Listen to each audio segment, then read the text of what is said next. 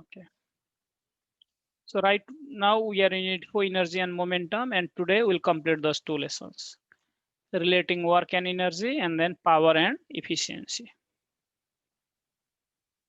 Let's start with relating work and energy. In this lesson, our goal is to analyze the relationship between work and energy, including the law of conservation of energy. And then at first, we'll go through work energy theorem. After that, we'll work on the problems related to work energy theorem as well as conservation of energy. Let's start with work energy theorem. Work energy theorem states that the net mechanical work done on an object is equal to the change of the object's kinetic energy. That is, in generally, mechanical work done is equal to change in kinetic energy. You can see here, W is mechanical work done. I'll write it here. Mechanical work done, that is equal to del K is your change in kinetic energy. Change in kinetic energy.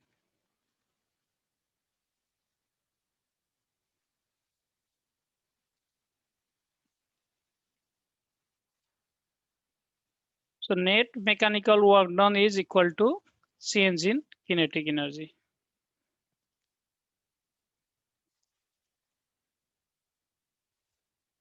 So let me briefly go through it again. Oh, this is the uh, first topic we have started, that is work energy theorem. So net mechanical work done is always equal to change in kinetic energy of that object. Now let's go through law of conservation of energy. The law of conservation of energy says that net mechanical energy of the system remains the same. That means net mechanical energy of the system is always constant.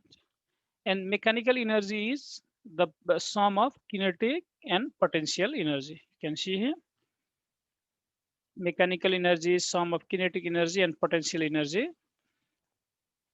And then mechanical energy in the beginning at certain time is always equal to the mechanical energy after some time. That is, you can see here kinetic energy in the beginning plus potential energy in the beginning. That is total mechanical energy in the beginning. Total mechanical energy in the beginning is equal to total mechanical energy in the final. Kinetic energy plus potential energy. That is the law of conservation of energy. Now, based on those information, that is work energy theorem and then law of conservation of energy, we'll work on some of the problems related to those concepts. And then if you have any question, please feel free to unmute and ask me that question, or you can ask me the question in chat as well. Let me read that problem at first and then I'll work on this problem. And then next problem, you will work on your own, okay? Before starting this problem, let me write some of the formulas for kinetic and potential energy. Kinetic energy, any object can be calculated as 1/2 times mass times velocity square. And potential energy of any object is mass times acceleration of gravity times height. You can write those formula in your notebook as well. Okay. Now let's work on this problem. The question is, Jake drop a book out of window from a height of 10 meters. At what velocity does the book hit the ground? So this is the question. Okay. And then let me make a diagram real quick. So let us suppose the book is at a height of 10 meters. It's given. This is a book. And then this height is 10 meter. And then when Jake drops that book out of window, so drops to the ground, let us suppose, to certain times it's here at the ground. So what is the velocity of book here at the ground? So that is the question. We'll, we'll use the concept of law of conservation of mechanical energy. That is, net mechanical energy is always same. Okay. Now let's look at here. At a height of 10 meter, let's calculate kinetic energy and potential energy and add those two. So total mechanical energy here is kinetic energy 1 plus I'll write potential energy 1. That is total mechanical energy here at a height 10 meter. Now I do have a question for all of you. What would be the kinetic energy of the book at a height of 10 meter before throwing from the window? You can answer that question in chat, or you can turn on your mic and answer that question. So just write on the screen. So what would be the kinetic energy of the book at a height of 10 meter?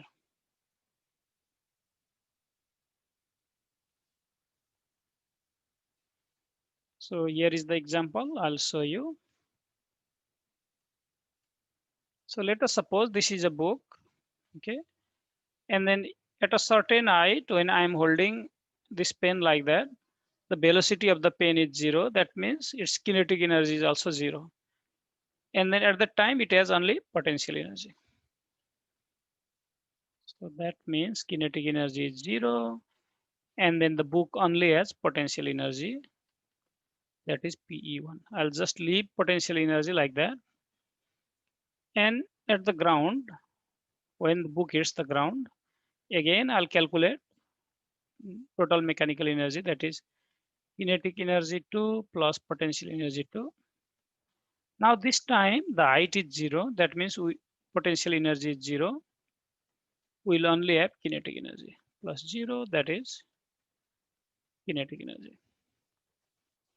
Now total mechanical energy is always same or constant. So this potential energy is equal to kinetic energy. Potential energy at a height of 10 meter should be equal to kinetic energy at the ground. So that means kinetic energy 2 is equal to potential energy 1.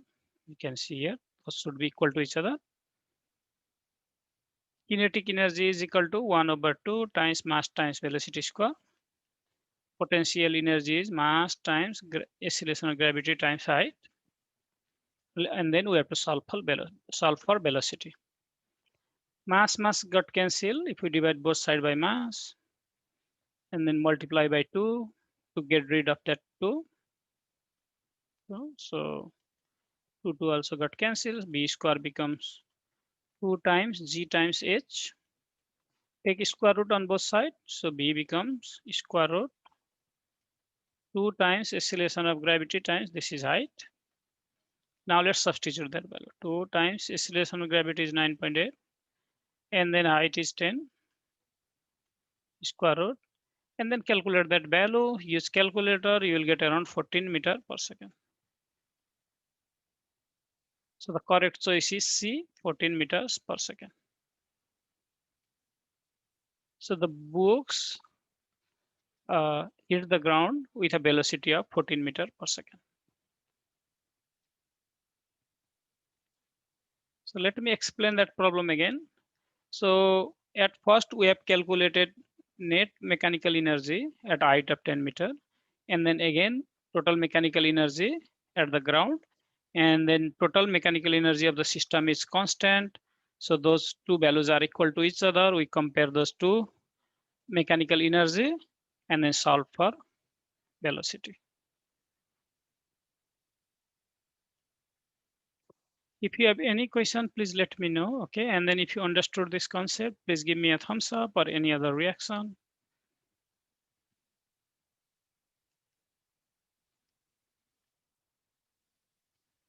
Thank you.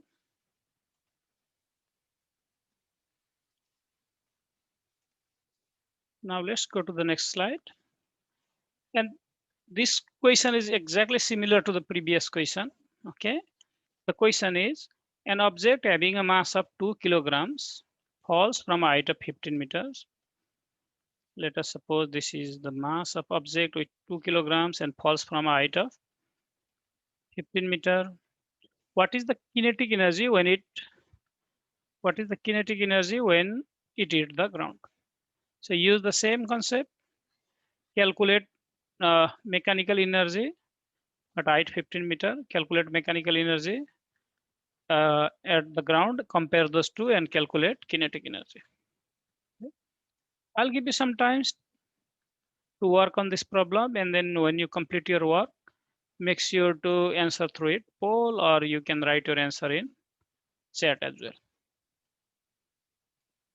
Okay. Or you can annotate on the screen as well, okay?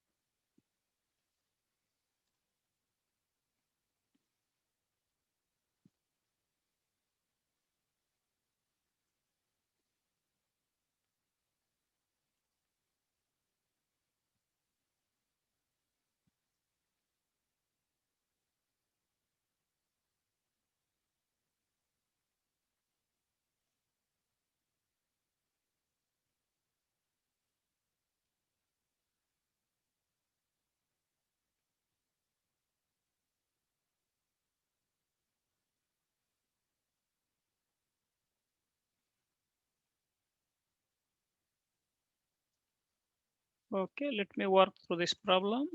Thank you. Okay, let's calculate mechanical energy at height of 15 meters. So at that time, I'll write kinetic energy plus potential energy, that is the mechanical energy. So kinetic energy is 0, so we'll only have potential energy. And then at the ground, when the object hits the ground, we do have again, I'll write kinetic energy and potential energy. So at that time, the height is 0. That means potential energy of that object is 0. We only have kinetic energy. So you can think in that way. Potential energy at height 15 meter is converted to kinetic energy at the ground, and those are equal to each other.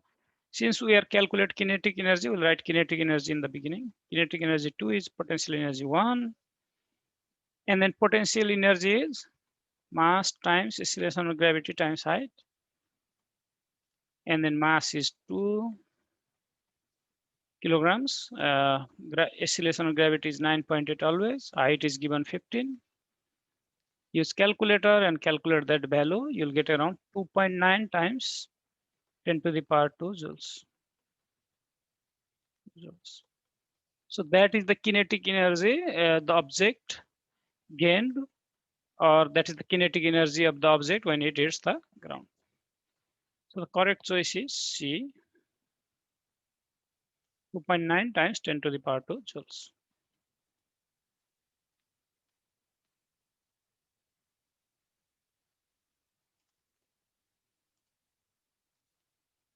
Now let me read this problem and then I'll work through this problem. A motorist driving at 25 meters per second decelerates to 15 meters per second. So the motorist has a velocity v1, that is 25 meters per second, v2, 15 meter seconds. After applying brake, you can think in that way. Decelerate means its velocity is decreasing. The combined mass of the vehicle and the driver is 1.5 times 10 to the power 3 kilograms. Mass is given. What is the amount of mechanical work done by the vehicle? So we have to calculate mechanical work done by the vehicle. And then here we use work energy theorem. That means mechanical work done is equal to change in kinetic energy. W is what? So W is equal to mechanical work done by the vehicle is change in kinetic energy. And then you can see here kinetic energy in the beginning is higher than kinetic energy in the final. So we can start to find the change in kinetic energy. We can subtract kinetic energy final from the kinetic energy in the beginning. That is kinetic energy 1 minus kinetic energy 2. Even if you do like kinetic energy final minus kinetic energy initial, you get a negative sign, and then make sure to take absolute value, and then it will be a positive value. So kinetic energy is 1 over 2 times mass times velocity square, v1 square, 1 over 2 mass times velocity square. After that, let's substitute those value. 1 over 2 mass is 1.5 times 10 to the power 3. Velocity is 25 square. I'm just substituting those value. 1 over 2, and then mass is again same 1.5 times 10 to the power 3, and then velocity is 15 this time. Square. After that, use calculator and calculate that value, and you will get that value around, let me see, 3 times 10 to the power 5 joules. Around 3 times 10 to the power 5 joules. So that is the amount of mechanical work done by that vehicle when it decelerates from 25 meters to 15 meters. So the correct choice is C, 3 times 10 to the power 5 joules. So I'll pause here for some times. If you have any question, please let me know.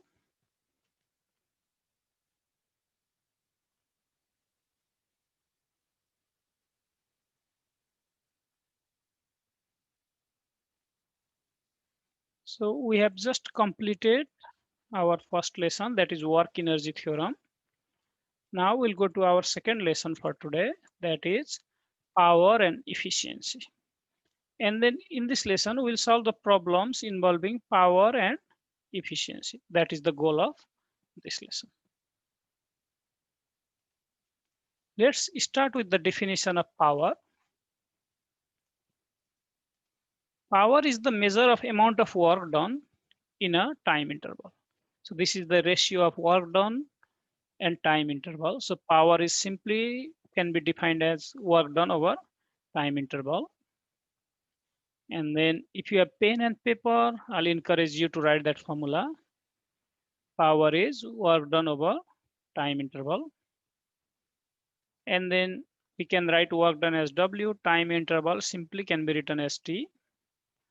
As you know that work done is force times displacement if the work and displacement are in the same direction over time. But we know that displacement over time is velocity. So power can also be expressed as the product of force and velocity. Power can be expressed as the product of force and velocity. So we got two formulas here. Power is work done over time, and then another one is power is the product of force and velocity. The unit of power is joules per second. Work is measured in joules.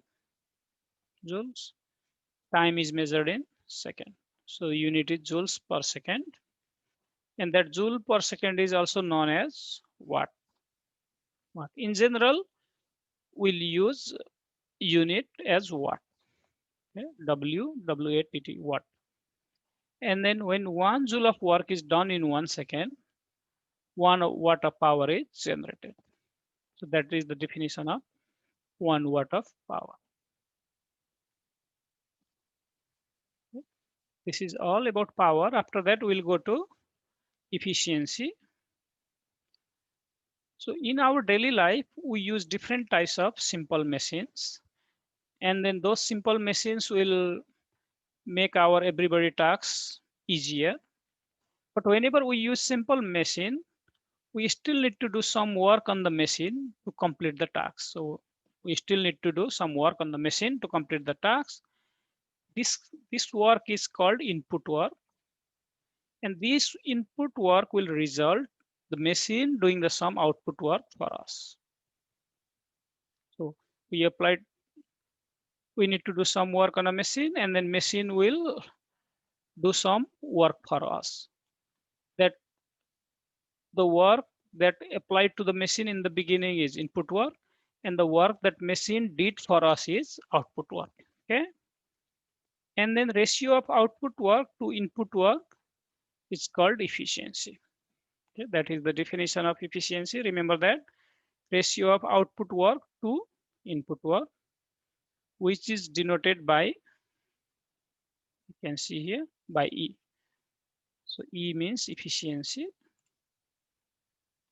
So the equation for efficiency, this E is efficiency. W0, you can see that notation. W0 is output work. You can write that formula, okay? And Wi is input work. The ratio of output work to input work is efficiency. And if we want efficiency in percentage, we have to multiply by 100. This is the general definition of efficiency. Now, this efficiency can be defined in terms of mechanical advantage, and ideal mechanical advantage. Okay. At first, let's define mechanical advantage, ideal mechanical advantage, and finally, we'll define efficiency again. And then you don't have to remember in all those formula. Okay, you can write somewhere, or you can go through the tutorial and then write those formulas somewhere in your notebook, and you can use whenever you take mastery test or any other test. The ratio of the force the machine exerts on an object, resistance force, and the force we apply on the machine, effort force, is the mechanical advantage of machine. That means the force the machine exerts on object, okay, over to the force we apply on the machine, effort force, is the mechanical advantage. And it is given by this equation. Mechanical advantage is Fr over Fe. Fr is the resistance force and Fe is the effort force.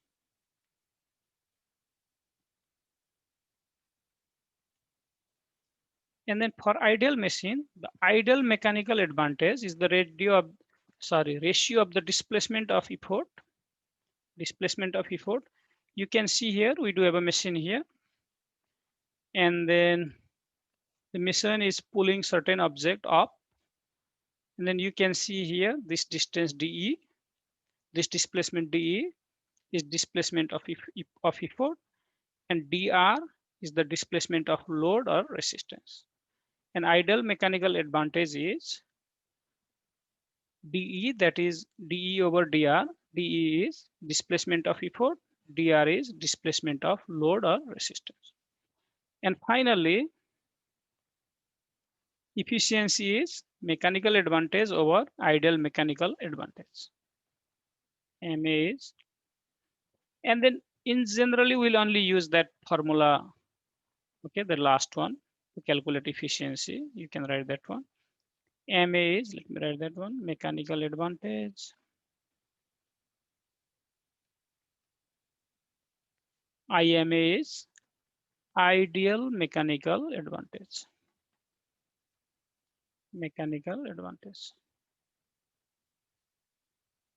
Okay. In that way, we can calculate efficiency. And this one is in percentage. If we don't want to calculate in percentage, we'll not multiply by 100%. I know this, we went through a lot of concept related to power and efficiency. So if you have any question, please let me know.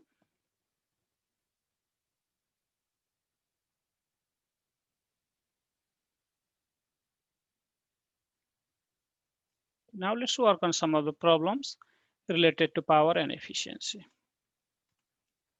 The question is, the ideal mechanical advantage of an inclined plane is 3.5. Ideal mechanical advantage 3.5. Efficiency is 0.6. What is the mechanical advantage of the inclined plane? So use this formula. E is your mechanical advantage over ideal mechanical advantage. Since this efficiency is not in percentage, we don't have to multiply by 100. Okay, use that formula and try to calculate mechanical advantage. I'll give you some time. And then let me launch polling. When you calculate mechanical advantage, make sure to answer your question through poll as well. In that way, I can make sure that you are following me and then you are actually engaging in this class. Okay, and those will answer and take active participation will get extra points in their assignment.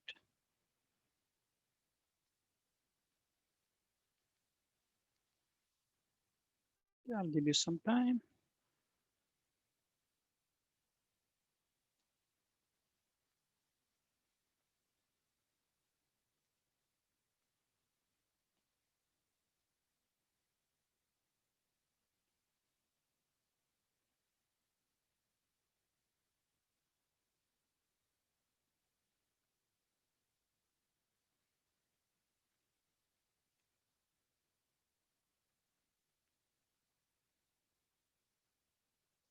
I already got one correct answer. Thank you very much. Let me yep. Thank you. Let me cross that window. Cross that window. I got two correct answer. Let me go through it real quick.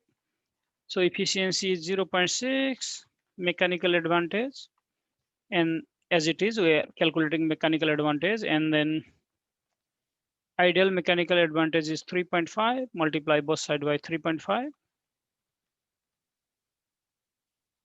I'll put parentheses. Okay, 3.5, 3.5 got cancelled. So mechanical advantage is 3.5 times 0.6, that is around 2.1. That is mechanical advantage of that inclined plane is 2.1. Correct choice is B.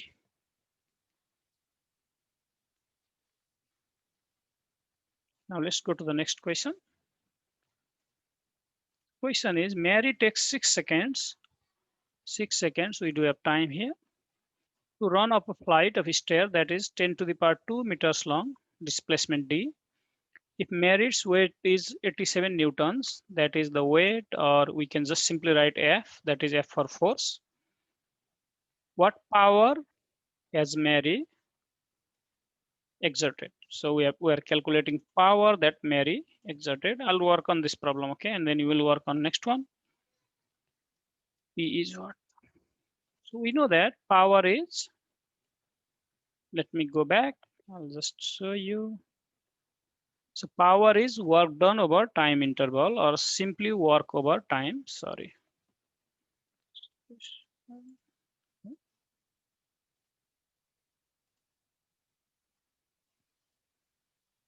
I'll just write work done over time, or W over T. And work done is force times displacement times cosine of the angle between force and displacement. Since force and displacement are along the same direction, we can just write work done is force times displacement, because the angle between force and displacement is 0 degree, and then cosine 0 is 1. So we don't have to write that, and time T. Now let's substitute all those values. Force is 87, and then displacement is 10 to the power 2 or 100. Time is 6. Use calculator and calculate that value, and then let me check my answer here. So you'll get around 1.5 times 10 to the power 3 watts. And unit of power is watts. Correct choice is A. I'll pause here for some times. If you have any question, please let me know. And then if you understood this concept, please give me a thumbs up or any other reaction.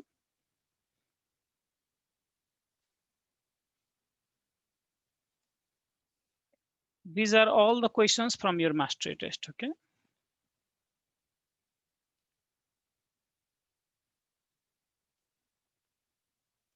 Now let's go to the next question. A car travels at a constant velocity. We do a velocity here, 20 meters per second for 15 second time T. What is the car? What is the power of the car if the initial force applied it to was 95 newtons?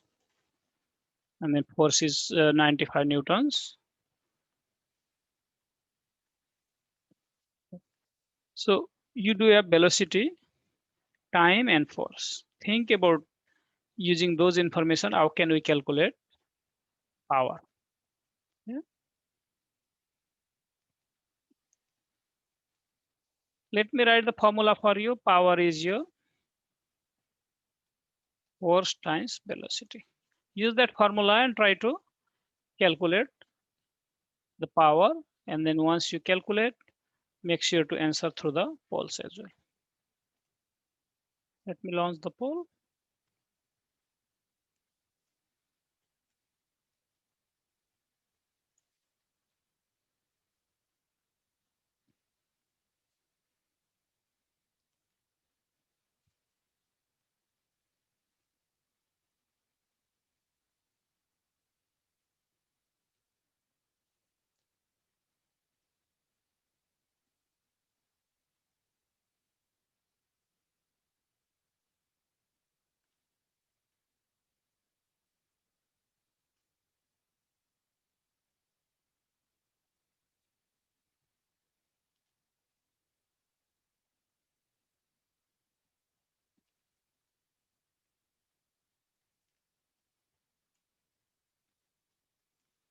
I'll wait for some time and then I'll answer this question. Keep working.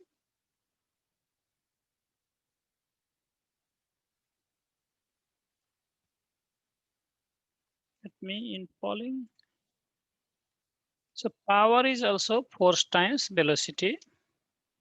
So let me write it again here. Power is your force times velocity. Let's plug in this value. Force is equal to 95 newtons. And then velocity is 20 meters per second. Multiply those together and you'll get around 1.9 times 10 to the power 3 watts. So the correct choice for this problem is D, 1.9 times 10 to the power 3 watts.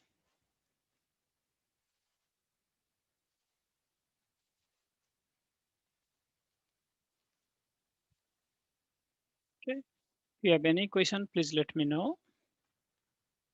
Now let's go to the next question. The question is, a mixer grinder has an efficiency of 65%. So we do have efficiency here, efficiency, and then efficiency is denoted as E.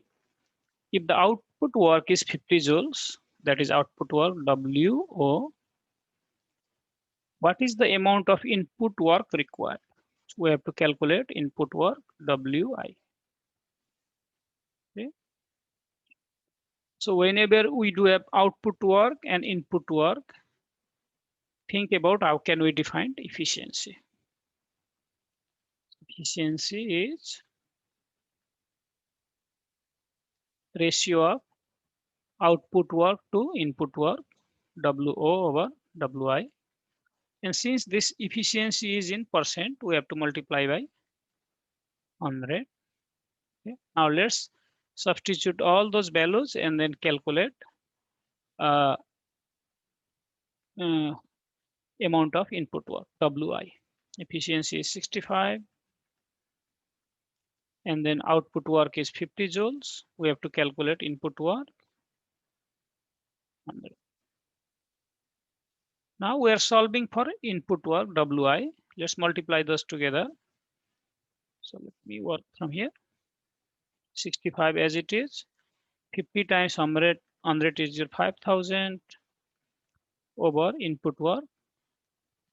Now either we can cross multiply it. Okay. Like that, we do a 65 over 1. Okay.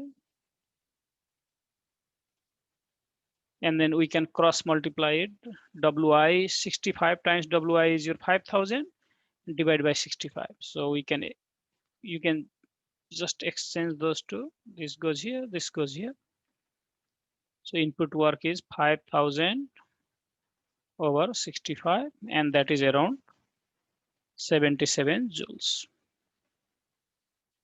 So the correct choice for this problem is D, that is 77 joules. Now let's briefly go through the concept. We have go through the topics we have completed today.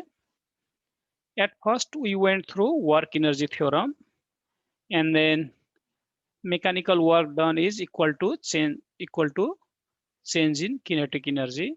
That was the statement for work energy theorem.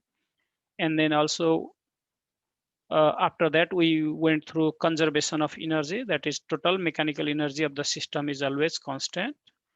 After that, we went through power and then efficiency.